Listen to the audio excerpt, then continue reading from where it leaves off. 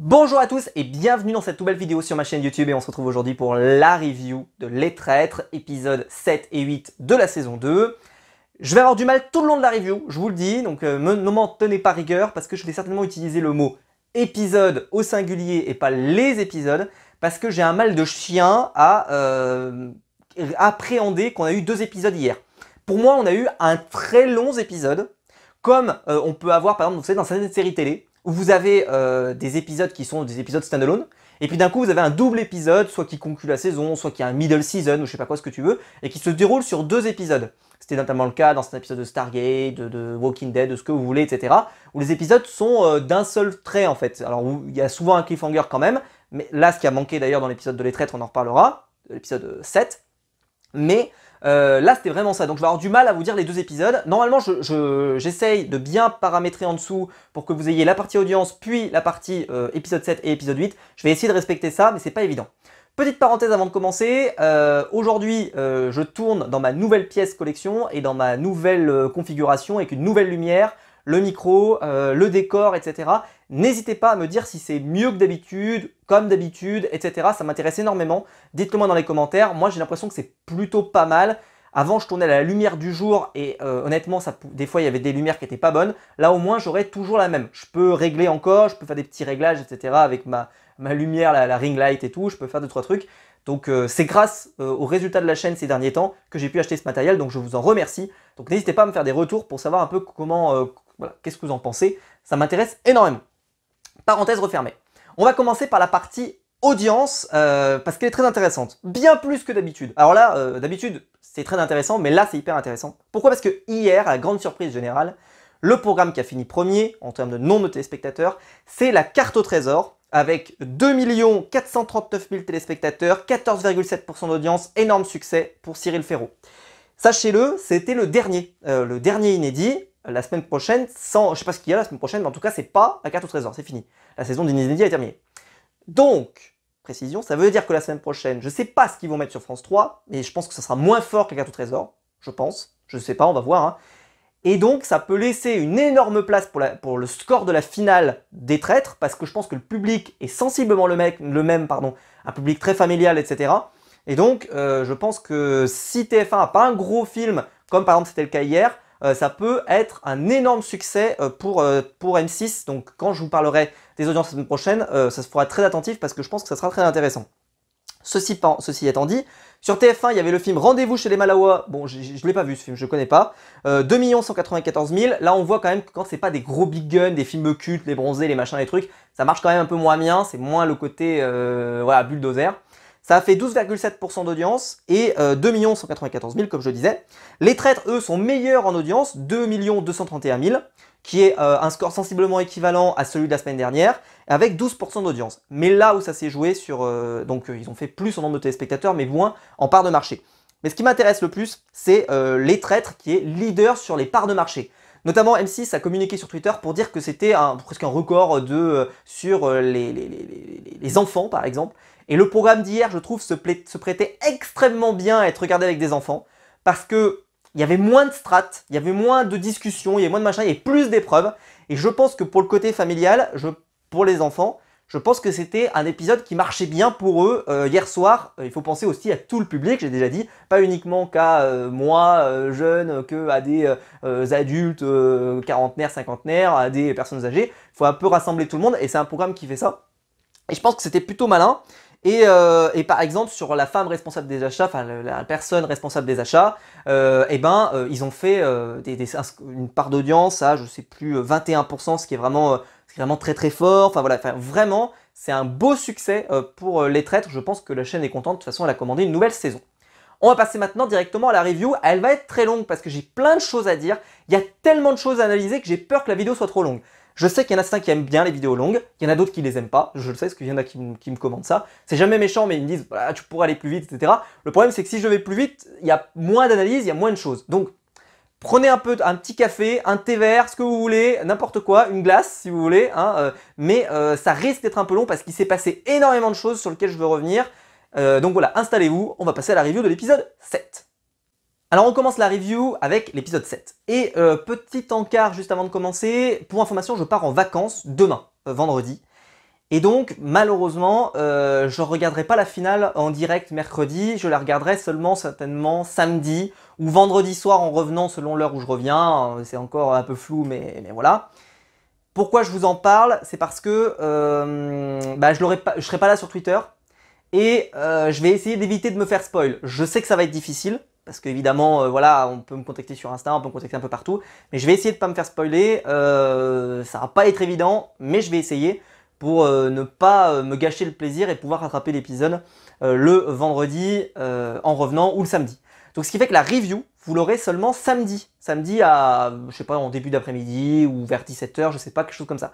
Donc si vous voulez pas rater la review, n'hésitez pas à vous abonner, puisque elle sera pas là jeudi soir, comme d'habitude. Voilà, petite précision, ça me semblait important. On va commencer la review directement. Alors, déjà, bon, le gros mystère de l'épisode précédent, c'est Charlotte de Turckheim qui est là et qui était sur le point d'abandonner. Bon, conclusion, elle n'abandonne pas, Juju Fitcat la remet sur le droit chemin et elle n'abandonne pas. On reviendra sur cette décision parce que si vous êtes un peu complotiste sur les bords, on va revenir parce qu'il y a un peu une théorie du complot dessus, on y revient. Mais on y revient. Eric Antoine arrive seulement au moment où Charlotte de Turckheim n'a pas abandonné, c'est-à-dire que cette décision a été réglée. On peut supposer que Eric Antoine a un son en fait, de la pièce et entend donc que cette situation est réglée, qu'ils vont commencer à discuter des noms, etc. et que là il peut rentrer. Parce qu'on constate qu'il n'est pas rentré avant ça. Ok. Ou alors il a les images directement, mais je pense qu'il a plus le son, c'est plus simple. Il rentre dans la pièce, et là il annonce « Il n'y aura pas de banni ce soir. Il va y avoir le couloir de la mort. » Alors c'est quoi le couloir de la mort? Le couloir de la mort, c'est on va choisir 4 personnes, 3 loyaux et un traître, et qui seront éliminés le lendemain, mais donc il n'y aura pas d'éliminés ce jour-là. Bon, déjà, les traîtres, ils se font un peu avoir dans l'histoire. Mais bon, ils se font doublement avoir parce que moi je me suis dit, en gros, c'est pour leur offrir une journée de plus et pour donner peut-être un indice supplémentaire aux loyaux, parce que s'ils savent qu'il y a un traître dedans, etc., on va y revenir parce que c'est une question de maths. Vous allez voir, vous allez comprendre. Mais bon, peu importe. Les traîtres, voilà, on sait qu'il y a un traître dans l'équipe des 4. Et de l'autre côté, ils sont 5 qui seront donc pas choisis. Alors on va rentrer dans les noms, je vais vous expliquer. C'est que déjà, donc ces noms, les 4 personnes qui vont être choisies, donc ils vont rester toute la journée. Et à la fin de l'épisode, ils peuvent voter au conseil. Moi je pensais qu'ils seraient éliminés avant le conseil, qu'on n'allait pas leur offrir une journée de plus. C'était pas entre guillemets juste. Mais si, on leur offre une journée de plus. Donc là c'était clairement à l'avantage des loyaux. C'était clairement à l'avantage des loyaux. Bon. Est-ce que c'est parce que les traîtres sont trop nombreux à ce stade du jeu? Dans ce cas-là, est-ce qu'il était totalement pertinent de continuer de mettre des traîtres dans le jeu? C'est-à-dire que s'ils trouvent qu'ils n'ont pas été assez bons dans l'enquête et qu'au final, à ce stade du jeu, t'as encore, là on n'aurait pas 3 traîtres mais on en aurait eu seulement 2, et peut-être que si c'est trop, limite ne le faites pas chaque année. Chaque année, ne reprenez pas un traître précédent. C'est pas obligatoire. Bon, on verra. Alors, les 4 noms qui sont choisis, c'est Andy, Nathalie, Norbert, qui est donc le traître dans cette liste, et Vincent. On sait au petit déjeuner que parmi ces 4, il y a un traître. Erreur fatale. Là, je suis pas content, Eric. Oui, je me permets, je suis pas content, Eric. Je suis pas content. Et quand je suis pas content, normalement, je sors le thème du sel, mais on va pas le sortir aujourd'hui. Parce que les gens n'ont pas forcément les refs de toutes mes chaînes, de toute ma vidéo. Et là, je suis pas content. Parce qu'à la limite, moi, je veux bien que quand il arrive, il dit on a une liste, dedans il y a au moins un traître. Là c'est différent. Sur la sémantique est importante. Ouais, c'est important. Il peut dire, peut-être que dans cette liste, des 4, il peut y avoir un traître. On sait qu'il y en a au moins un. Mais il peut y en avoir 2. Et il peut même peut-être y avoir les 3. Pourquoi? Parce qu'il reste quelqu'un. C'est-à-dire qu'il restera toujours une personne à éliminer. Les 3 traîtres peuvent éliminer la personne qui reste. Donc ça marche. Mais le fait qu'il est précisé, on sait qu'il n'y a qu'un seul traître. On le sait. Et vous allez voir que les maths sont pas du tout d'accord avec nous. Pourquoi? Parce qu'on sait que dans cette liste, dans la liste qui vient d'être faite, il y a donc 3 traîtres, 3 loyaux et un seul traître. On va faire des maths, je vous préviens, accrochez-vous. Premier cas, vous avez donc 25% de chance que dans cette liste des 4, vous trouviez le traître. Le score est pas très bon. Mettons-nous de l'autre côté. Là, vous avez 20% de chance, puisque vous avez une chance sur 5, d'accord? Entre guillemets, de tomber sur quelqu'un. Bon. Il y a 5 noms, puisque on a Tom, Jean, Juju, Charlotte et Jennifer. Je rappelle que là-dedans, il y a 2 traîtres. Il y a 2 traîtres, d'accord? Nous, on ne sait pas le nombre de traîtres total. Les gens ne savent pas, d'accord? Ils ne savent pas combien il y a de traîtres total. Donc ça a un intérêt quand même, parce que tu pourrais très bien y avoir un seul traître ou 2 traîtres, etc. Certes. Mais les calculs pourraient être faits si on se dit qu'il y a 3 traîtres, par exemple, si on se dit ça, on a plus de chances de tomber juste. Parce que là, par exemple, Jean Lassalle, pour moi, c'était sûr qu'il n'était pas traître. Donc il restait Tom, Juju, Charlotte et Jennifer. Il restait bien 4 noms. 4 noms, ça veut dire que tu as 50% de chance parmi cette liste de 4 de tomber sur un traître. Ce qui est donc énorme, le ratio. Même si les candidats ne sont pas au courant de ça, il y a quand même un gros ratio. Alors, évidemment, ils ne sont pas au courant, etc. Mais il y a quand même un gros ratio de chance. Et donc, c'est pas évident. Et en plus, bon, il va y avoir le déroulé de l'épisode qui va être terrible, mais ça, on va en reparler. Bon. Alors, on revient un peu sur le début d'épisode. Au petit-déj, voilà, Jennifer va avoir un peu des doutes sur Charlotte de Turckheim à cause de son attitude avec Vincent Nozania. Elle a été excellente hier soir, Jennifer, il faut le dire. Elle s'en est super bien sortie. Et avec des analyses extrêmement claires, précises. Il y avait peu d'interprétations.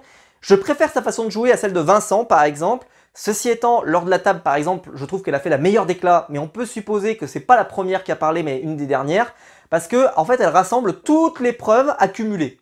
Soit elle a déjà écouté les gens précédents, et en fait, en gros, elle fait une synthèse, et la synthèse était parfaite, il faut le dire, parce que c'était une sorte de déclaration aboutie, conclusive, terminale, pour dire Charlotte de Turckheim est traître. Parce qu'elle a ressorti tous les éléments.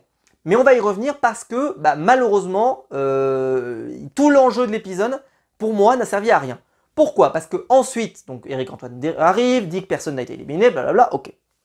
Vincent Cespedes d'ailleurs arrive avec un certain froid, et au final, son nom ne sera plus jamais réutilisé derrière. Bon, peu importe.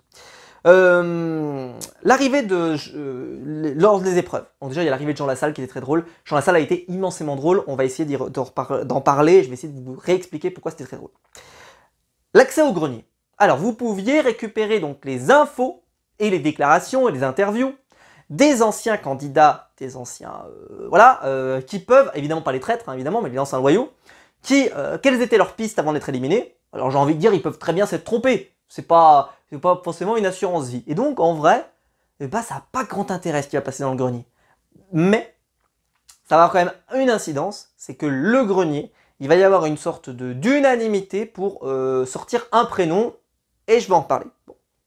Alors, les épreuves, en fait, on affronte ces phobies. Il y avait 3 phobies. L'algophobie, qui est la peur de la douleur, la néophobie, qui est la peur de la nouveauté, et la nyctophobie, qui est la peur du noir. On va parler des 2 premières, puisque c'était l'épisode. L'algophobie, c'est la peur de la douleur, avec la petite musique de Walking Dead qui faisait plaisir. Il y avait une décharge électrique si on répondait mal à une énigme. Bon. L'année dernière, ils nous avaient fait le même programme. Je sais qu'il y en a certains qui n'ont pas vu le programme de l'année dernière, donc je vais vous dire comment ça s'était passé. L'année dernière, ils avaient fait l'inverse. Il y avait une pièce, les gens rentraient, et il fallait décourager les personnes qui viennent après toi d'aller dans la pièce. Il fallait leur dire, non mais franchement tu peux pas y aller, c'est terrible, faut pas y aller, vraiment il faut pas, c'est impossible, faut pas y aller, etc. Et si tu arrivais à convaincre la personne de ne pas y aller, alors qu'il y avait l'enjeu d'association, etc., eh ben, tu gagnais de l'argent. Là, ils ont fait l'inverse. Il faut que tu pousses quelqu'un, alors que toi t'as crié, etc., bon peu importe, à aller, dépasser son courage, dépasser sa peur, pardon, et aller s'affronter. Et ben honnêtement, c'est nul. C'est nul parce que ça n'a aucun intérêt. Parce que en fait ce qui s'est passé c'est juste ils sortent, ils te disent bon allez franchement ça fait mal, mais voilà il faut y aller, c'est pour l'association de toute façon, et globalement ils sont tous d'accord. Et en vrai, là je me mets du point de vue des gens, des personnalités qui sont là. Qui peut croire un seul instant que M6 torturerait ses candidats? Personne. Personne. C'est-à-dire que limite si ça fait un poil mal, mais vraiment, mais ça serait déjà énorme déjà. Déjà énorme que ça fasse mal. Donc j'y crois pas. Les règles de sécurité sur les programmes, ils sont immenses, immenses, immenses. Dans Fort Boyard, par exemple, il y a la peur du vide, etc. Souvent, il y a des épreuves un peu folles, la peur des araignées. Mais les candidats ne risquent rien. Même les serpents, c'est pas des serpents venimeux, c'est des serpents machin, etc. Les candidats ne risquent rien. C'est hyper important de le savoir. On peut avoir peur. La peur, c'est pas raisonnable. Ça, c'est très clair. Mais par contre, ils ne risquent rien. Donc en vrai, je trouve que ça fonctionne pas, ça marche pas. Et même nous, pour le téléspectateur, ça n'a aucun intérêt. Donc là, par exemple, cette partie-là a été particulièrement longue à regarder. Voilà. Le seul truc qui m'intéressait, moi, c'était la réponse de l'énigme parce que j'avais du mal à trouver. et je n'ai pas trouvé d'ailleurs, donc en fait c'était qu'il fallait remplacer par les lettres. J'ai trouvé ça fascinant, j'ai trouvé ça génial. Je peux m'en souvenir pour peut-être un de mes escape games que je ferai un jour dans une de mes classes et tout, parce que je trouve que la réponse était géniale. Bon. Donc personne n'était électrocuté, nanana. Bon, c'était bien meilleur dans la première version, et là dans la deuxième. Mais on m'a répondu sur Twitter, et je remercie cette personne, il m'a dit oui, mais parce que s'ils refont la même chaque année, bah, ils savent qu'en fait il faut pas rentrer dans la pièce, etc. Certes, mais dans ce cas-là, vous faites pas le jeu du tout.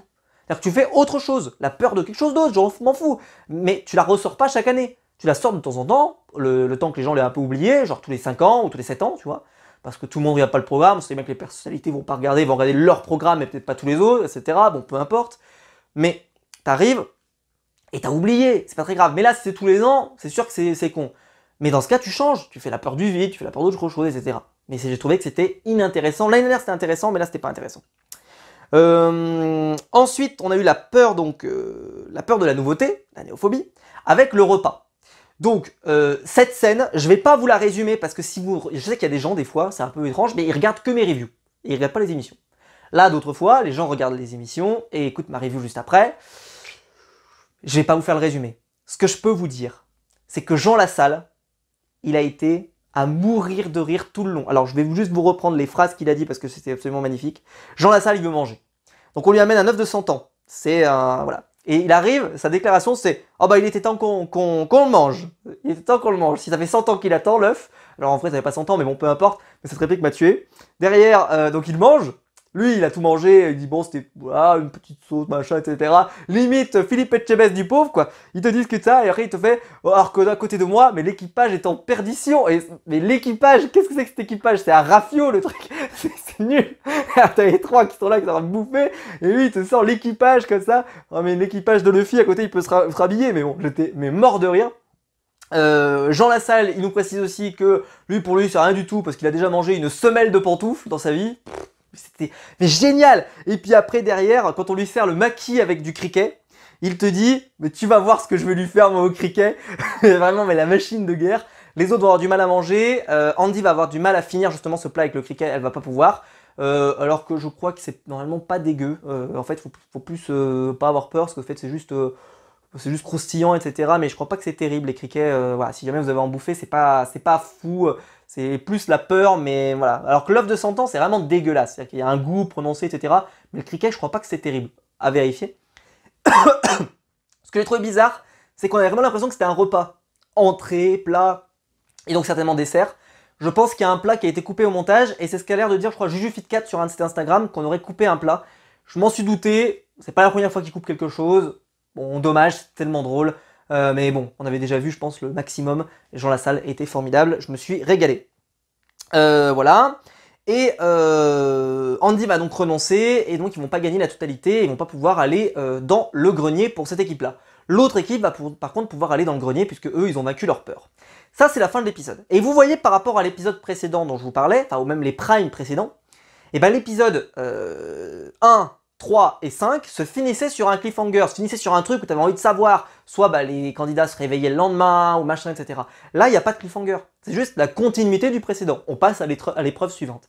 Et donc, bah, ça a donné moins de rythme au programme, il s'est vachement alourdi, en plus, moi j'ai pas aimé l'épreuve électrique, j'ai trouvé nulle, donc forcément, pour ceux qui n'aimaient pas les épreuves, je vous ai déjà dit, hein, je trouve qu'ils ont vachement travaillé sur les épreuves, notamment par exemple l'épreuve de dégustation était plutôt cool, etc., certes, mais ils ont bien travaillé dessus, mais là, je trouve que c'est un peu un acte manqué.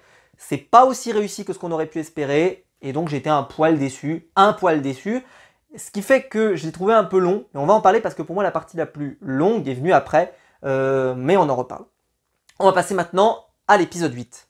L'épisode 8, donc c'est le reste de l'équipe, donc de l'équipage, des autres équipages, qui vont dans un énorme tunnel, on sait pas trop où c'est, en fait ça sera un barrage, et c'est censé faire peur, franchement, c'était top. Il faut le dire, c'était top.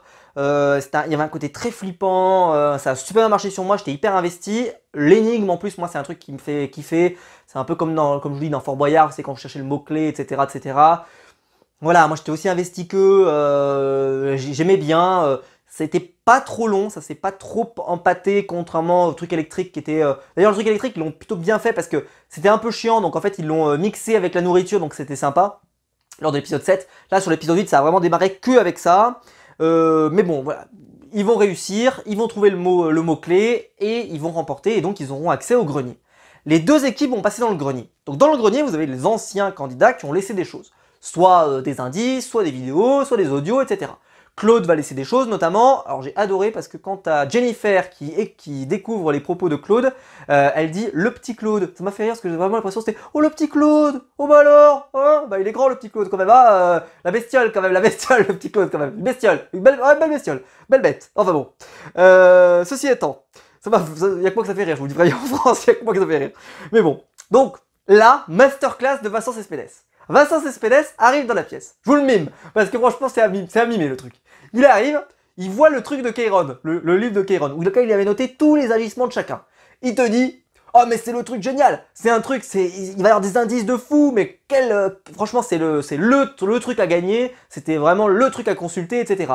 Il l'ouvre, vraiment hyper investi, et il trouve le truc génial. Il l'ouvre, et il voit son prénom dedans. Et donc je pense que Vincent Cespedes est stressé. Ah non mais c'est de la merde. Ah non, c'est de la merde. Franchement, c'est de la merde. C'est nul. Qu'est-ce que c'est que ce travail? C'est quoi ce travail? C'est quoi ce mémoire d'université là? Qu'est-ce que c'est que ce truc? Jetez-moi ça à la poubelle, vite, hein, un pilori, on l'enfonce, poubelle jaune tri sélectif. Il a pas dit ça comme ça, mais c'était vraiment, il y a eu cette envie, mais alors cette passion de, oh là, ça a l'air trop bien. Ah oui, Kairon, tac, et puis, ah mais il y a mon nom dedans. Oh mais c'est de la merde. Non, franchement, c'est de la merde. Franchement, c'est nul. Et vraiment, c'était ça. Et donc, voilà, alors bien sûr, il l'a dit poliment, mais c'était ça, et c'était très drôle. Alors, ce qu'on peut dire, c'est que quand le prénom de Charlotte est prononcé, Vincent, il est focus, c'est Charlotte. Par contre, quand le prénom de Vincent est prononcé, c'est non, de toute façon, c'est nul. Bon, bah voilà, on a compris, hein, on a bien compris. Et donc, il se focus sur Charlotte qui est ciblée par tous les autres, et c'est ce que j'ai marqué, c'est que j'ai dit, on oublie assez vite que c'était celui qui était le plus en danger à la fin de l'épisode précédent. Pourquoi? Parce qu'il avait vachement œuvré pour faire un bourrage de crâne sur tous les candidats, etc. Il disait qu'il était mal barré. Et là, notamment, bah, il n'y aura plus d'accusations sur Vincent. Ça sera fini, il n'y en aura plus. Et tout le long de l'épisode, on n'entendra plus parler de « Au fait, Vincent, t'as vachement œuvré pour essayer d'éliminer l'autre Vincent, etc. etc. Est-ce que t'es pas traître nanani ?» Parce que franchement, bah, il joue comme un très bon loyal, mais il joue comme... Mais il se trompe, donc voilà, bon, on verra bien. Doute, voilà, bon, il y a un doute dans la pièce. Il y a deux noms qui vont ressortir. Il y a celui de Vincent, bon, qui est sorti, mais c'est très très court, il va vite partir. C'est Charlotte de Turckheim et Nathalie, qui est très surprise d'ailleurs de découvrir que on a pu avoir des doutes sur elle. Elle se met à chialer, etc. Honnêtement, c'est pénible ça, de voir ça. C'est-à-dire que les gens, ils ont des doutes sur eux et t'as l'impression vraiment que tu les as trahis. T'as trahi leur confiance, t'as trahi leur amitié, etc. On va plus faire de barbecue ensemble, etc.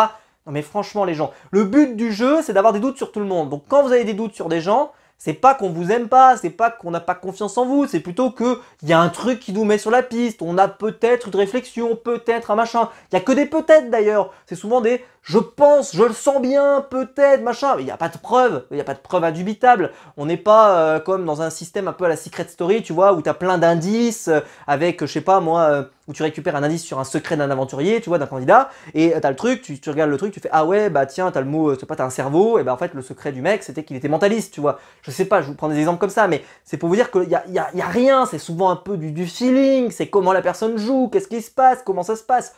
Voilà, donc franchement, ils jouent trop sur l'émotion cette année. L'année dernière, ils étaient vraiment sur le fun, ils s'amusaient, etc. Je trouve que cette année, ils se sont presque trop pris au sérieux, trop. Alors est-ce que c'est les associations qui fait ça? Je sais pas, mais je trouve ça dommage. Parce que voilà, c'est pas le but, quoi. C'est pas le but. Vous vous rendez pas malade pour un truc comme ça, quoi. C'est pas. Alors après, on sait, on n'était pas là, on joue pas notre vie, etc., etc. Certes, mais quand même. Alors, qu'est-ce que je vous ai pas dit? La théorie du complot. Ah oui, je vous en parlais tout à l'heure dans la review. Attention, c'est le moment théorie du complot. C'est le moment complotiste. Bienvenue chez les complotistes. Ça va vous? Comment vous allez? Installez-vous, prenez un café, une camomille, etc., etc. Alors, théorie du complot. Bon, Charlotte de Turckheim a voulu abandonner au tout début de l'épisode. Bon, elle n'abandonne pas. Puis, quand tout le monde va dans le grenier, les preuves et les déclarations de chacun accablent Charlotte de Turckheim. Étonnamment, qui vous laisse barrer en plus. Et donc, conclusion de l'épisode, Charlotte de Turckheim est éliminée. Est-ce que c'est pas une façon déguisée qu'elle abandonne?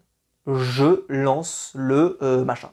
Ceci étant, la fin, la conclusion, où elle part très énervée, en colère, etc., où elle lance des punchlines, etc., on peut se dire que non, hein, ma théorie du complot ne tient pas.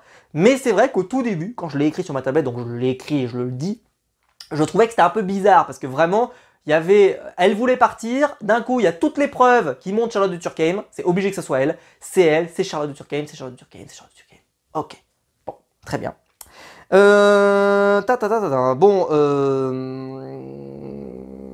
Tom, ah oui, Tom, quand tout le monde revient, il analyse complètement le jeu, et alors, il fait un peu un listing des candidats, et il fait ce que je vous ai fait moi, c'est-à-dire il dit, bon bah, parmi les 4, on sait qu'il y a un traître, donc on va les oublier. Il reste donc 5 personnes, 5 candidats.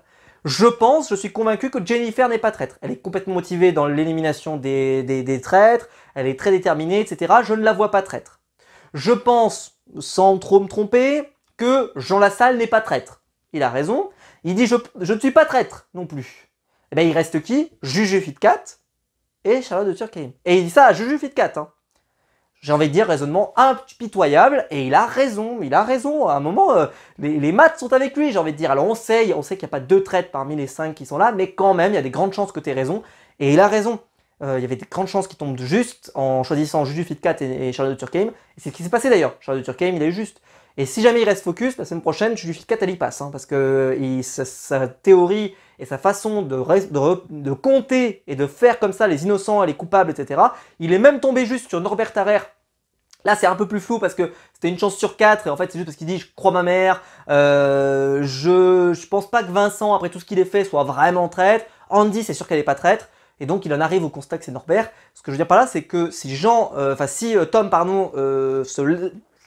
est assez persuasif, il a tout pour gagner. Ils ont tout pour gagner. Donc là, ça y est, ils sont sur le bon train pour gagner. À voir si, évidemment, il sera persuasif la semaine prochaine.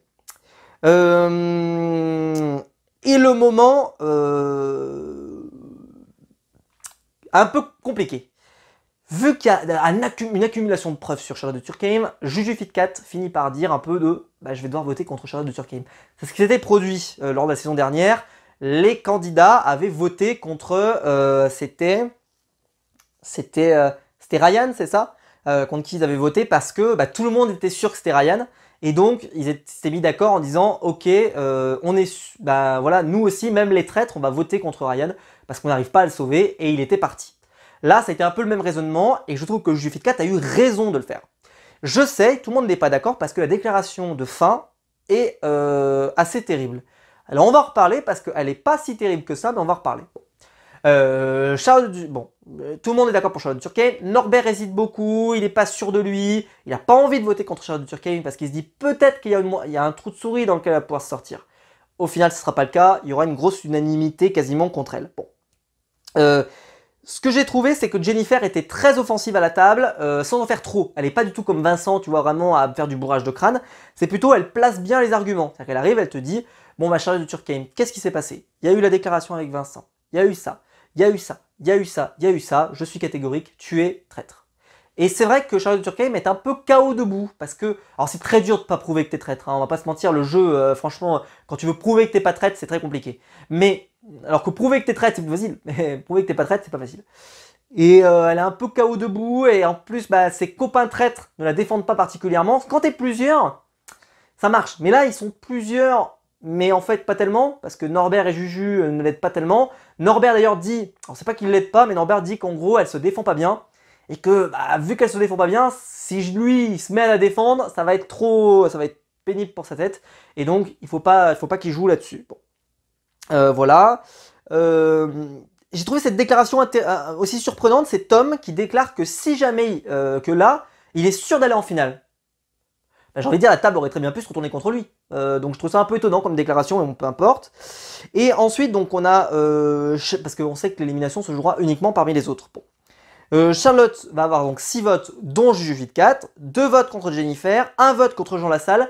Juju Fitcat d'ailleurs a parlé de ça sur Insta pour dire que en fait il y avait eu des tensions à la table entre Norbert et Jean Lassalle, et c'est pour ça que Norbert a voté contre Jean Lassalle. Nous, ça nous paraissait être un très mauvais choix. Est-ce que ça l'est tellement? On voit qu'il n'y a pas... les candidats n'ont pas l'air surpris, ils ne voient pas ça comme un vote blanc, tu vois. Donc, parce que ça aurait très bien pu être interprété comme un vote blanc et ce ne serait pas le cas. Donc on va leur faire confiance. Mais ce que je pourrais répondre, c'est qu'évidemment, moi perso, j'aurais pas choisi Jean Lassalle. J'aurais peut-être choisi par exemple Nathalie Marquet par exemple, parce qu'il y avait beaucoup de choses dans le grenier qui sous-entendaient que ça pouvait être Nathalie. Voilà, il pourrait très bien vouloir sous-entendre en disant je pense que c'est peut-être Nathalie, peut-être, on sait pas, etc. Bon, à voir. Mais, enfin Nathalie, d'ailleurs, il peut peut-être pas voter contre Nathalie, mais contre je sais pas qui, enfin peu importe, mais bon. D'ailleurs, c'est pas précisé, mais on peut pas voter. Oui, non, je dis Nathalie, ça marche pas parce qu'on pouvait pas forcément voter contre les gens qui sont dans les catégories des bannis, je suppose, enfin ceux qui étaient dans le couloir de la mort. Pas vraiment précisé d'ailleurs. Est-ce qu'on peut voter contre eux? Pas. C'est assez flou, hein, c'est assez flou, mais oui, parce que non, ils ont voté Charlotte de Turckheim, Jennifer et Jean Lassalle. Donc non, il y avait que des gens qui étaient pas de l'autre côté. Donc je suppose qu'on pouvait pas. Je suppose, je sais pas si ça avait été précisé ou pas, mais bon, peu importe. Charlotte de Turckheim est donc éliminée. Elle sort. Et là, elle déclare je suis triste de m'en aller, évidemment, donc elle est traître. Et elle dit vous m'avez trahi, les traîtres. Donc Charlotte est très triste pour son association, etc. Et Juju est assez atteinte par les propos de Charlotte de Turckheim. Je vais revenir dessus. Parce que ses propos sont absolument incroyables. Parce qu'elle arrive, elle fait une déclaration qui est folle. Elle dit je suis sûre, ils m'ont trahi. Les traîtres m'ont trahi.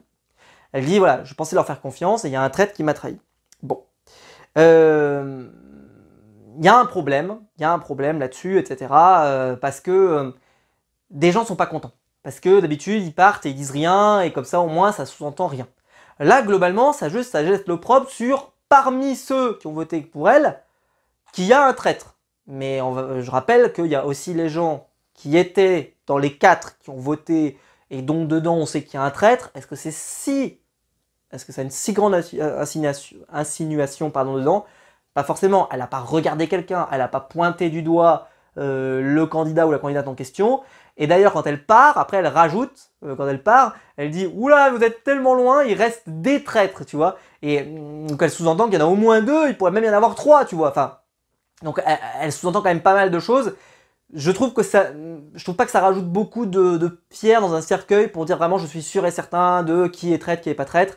J'ai trouvé plutôt que c'était une jolie punchline en partant, voilà, mais écoutez, je sais que les gens étaient assez révoltés. Bon. Tout le monde revient dans la pièce, et là, on joue pour l'élimination. Donc soit les deux traîtres sont d'accord, donc ils peuvent se mettre d'accord parmi ceux qui sont dans le couloir de la mort.